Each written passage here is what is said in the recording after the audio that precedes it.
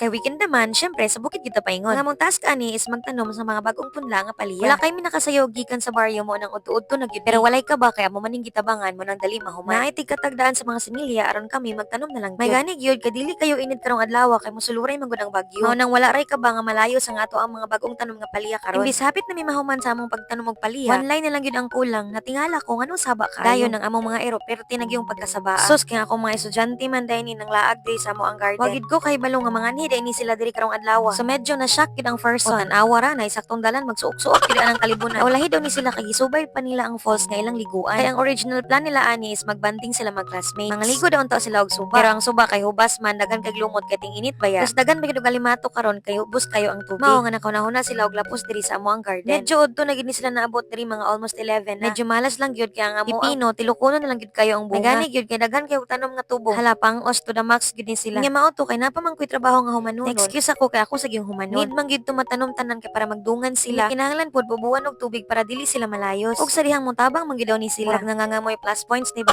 Char. Mura ra magnilaag kay mo trabaho, char. Sa mga to ilang gitabangan akong anak og kuha sa mga tubig. Dili tabang pod sila bubo sa mga bagong tanom nga palya. O di ba dali ra kay nahuman among trabaho. Kay gusto sila mahuman na kay mga ligo na lagi daw. Magpauban sila didto sa linaw nga lalom o didto sa falls. Kay murag ipang igang na gid ang mga first one. O tanawa na wala ra kadyot akong pananaw ning katkat nagkahoy. Sa mga to nag food trip lang sa ni sila sa mga pagkaon nga ilang dala. Dala man ni sila og kapayas nga hinog nga ituslo pod nila og suka. Pero kay wala man sila kadala og pagkaon para sa paniudto. Ako lang sa silang gipugngan nga dili na may mga on sa basta kay mukaon lang gid sila og gulay. May gani kay abtik pud kayo kang modra bells sa paghikay balik sa among nagdungag balik og kanon og nagluto og sudan. Og mao to among gisaluhan sa among paniudto diri sa payag. Salamat sa paglaag. Ali mga unta.